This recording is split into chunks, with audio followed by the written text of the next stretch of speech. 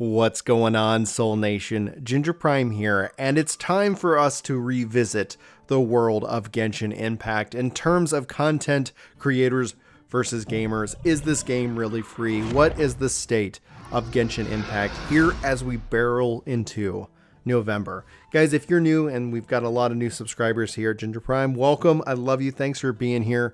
And this is a coffee chat in which you can see coffee chats labeled with the green thumbnail, so you know that this is just more of a casual conversation around a few key points. I've got my coffee right here. I'm going to sip it, and I'm going to just dive into some thoughts that I've been seeing around this game, namely about the concept of resin, namely about the concept of the gacha mechanics. And it's something that I like to do, especially after the game's been out for a while, and everybody kind of can fall into one of two of their camps, whether they either like the game and they're going to stick with it, or they've tried the game and maybe it's not for them.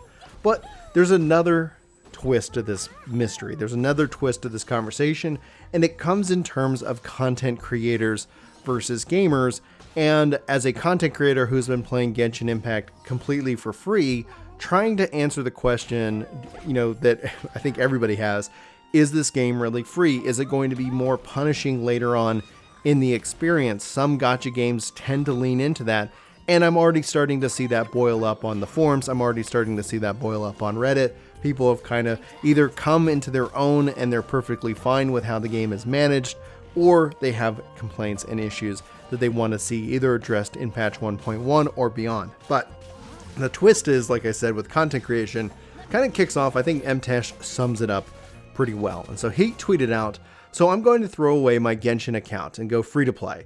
I think it's going to provide a more reliable, honest look at it. I think the game is predatory and I don't feel comfortable promoting it and the gacha. My return on the investment, though, is 20-1, but it's still a bleep system." And this is something I can tell you hands down as a content creator, that seeing tons of people spend lots of money on the game and even just making videos about how they spent so much money on the game, that's interesting content to watch. And I have completely opted out of it. Now, my stance on gacha and MTX has been and will continue to be, as long as you don't have like a gambling problem and you are a responsible adult, then I'm not here to tell you how to, manage your money. If you have a gambling problem, if you are a child and your parents have hooked up their credit cards to these slot machines, perhaps avoid these at all costs. Otherwise, you might find yourself in a world of hurt, spending lots of money on digital items and characters. But as an adult who, in this case, have been playing this game for a while now, I still have yet to spend a penny. That is my intention, to not spend any money around this game. And eventually, if I still love it and I'm still playing it, and I've gotten way more than what I would originally consider an early investment into the game, then I will open up my wallet, because I think at that point it's only fair. So I obviously don't have all the characters. I obviously don't have tons and tons of loot raining down on my head at any one point, but I can tell you, first and foremost, I've been having a really good time with this game.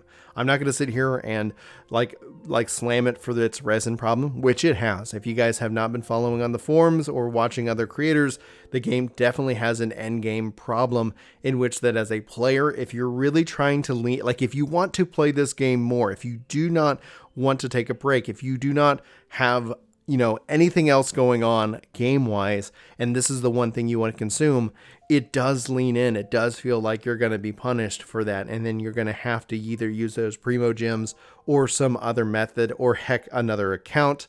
And so that is one side of the coin. Now, thankfully, I like to talk about Destiny. I like to talk about Final Fantasy. I've just started playing WoW for the first time, and several of you have asked how that's going. So just note, I will probably try to put out a video this week for you guys from a Final Fantasy player's first impressions of World of Warcraft.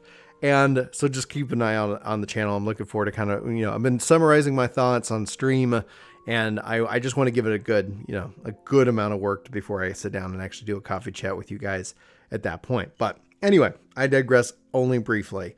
Beyond unlocking the characters, I definitely can tell you hands down, I have been very tempted to spend money on this game. And it's clearly only the fact that I have both said it publicly, but also have had that drive to play this game for free, just to see if it can be done, to communicate to you guys that it can be played for free. that temptation when I see these other creators do these things. There is that mindset within social media, and we see it all the time. And I'm not going to go on a social media rant because it is just the fact of the matter. Seeing other people have success, that is a part of what YouTubers do. Like something is popular, YouTubers tend to kind of jump onto that thing. And I have avoided that. And I could say that in the long run, I think it's better because that's just how I want to run a channel. That's how I want to have these conversations with you.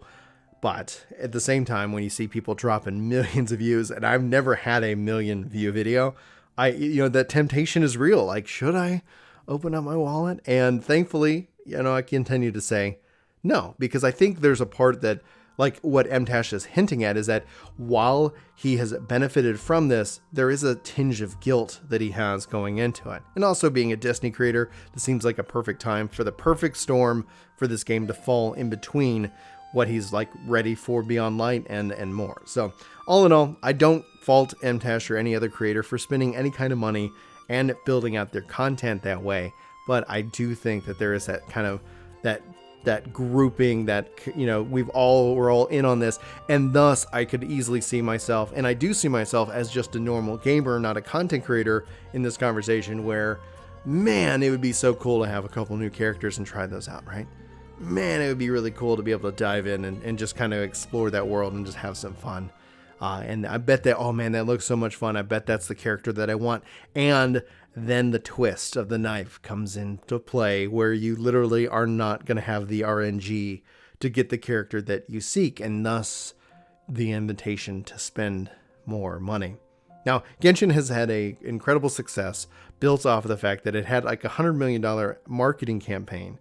So it's not surprising that everybody's talking about it. It's not surprising that those right now are my most popular videos. It's not surprising that the model that they use, especially a free-to-play model, is so prominent.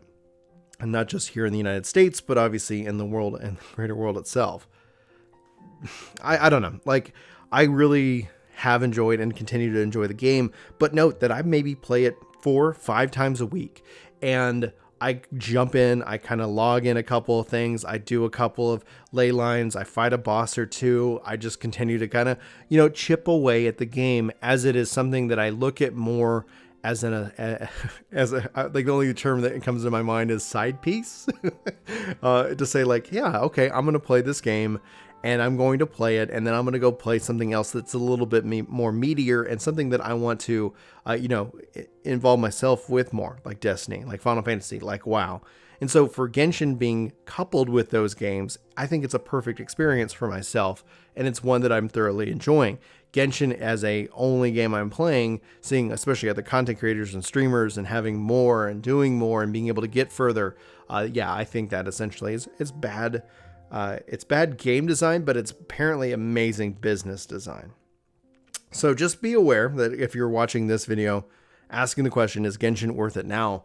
Look at who you are. And as long as you understand who you are in the space of as a gamer, like if this is going to be your only game, note that you're going to hit some random walls. You're going to find some time in which that the grind is a little bit real, that you're going to be tempted to spend a little bit money. And as long as you're okay with that interpretation of the game and your relationship with it, you're going to have, I think, a fine time. And then if you find yourself spending money and not getting what you want, just be wary of the sunk in cost fallacy.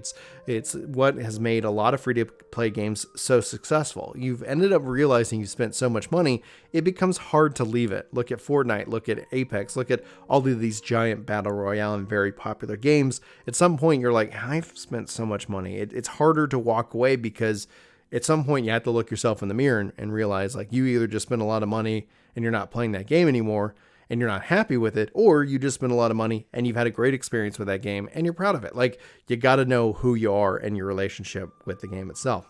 So those are my thoughts. I would say for me, I am going to continue to play it. And as I run into and find content and that I think is interesting, I will continue to make content around the game itself because I think it's cool. I think it's beautiful. I love how it's acted. And at the end of the day, if you hear nothing else and if you stayed all the way to the end of this video, say Blue Protocol hype in the comments below, because that is one thing that I am very excited about, more so than ever, is that that Blue Protocol experience that hopefully is going to befall us in 2021. Anyway, guys, those are my thoughts. That's kind of what I wanted to share with you guys today. Hopefully you enjoyed this video. If you did, and you enjoy these coffee chats, you can always look for the green thumbnail that I post, or you can always just hit that subscribe button, that like button, ring the bell if you feel like I've earned it, and I've earned this. Just the fact that you're joining the Soul Nation, I do welcome you. If that is the case, if this is the video that gets you to do it, hit that subscribe button. Let me know in the comments below so I can officially welcome you to the Soul Nation. But without further ado, I'm going to wrap up. Thank you guys for being here. Thanks for listening. Hopefully you have an incredible week, and I hope to see you in my next video. But until then, take care. This video is sponsored by me, Ginger Prime. Hopefully you'll check out my podcast channel, Ginger Gaming Radio, which we have lots of guests, lots of great conversations, and even more highlights. Links are in the description below. Let me know what you think. Thanks.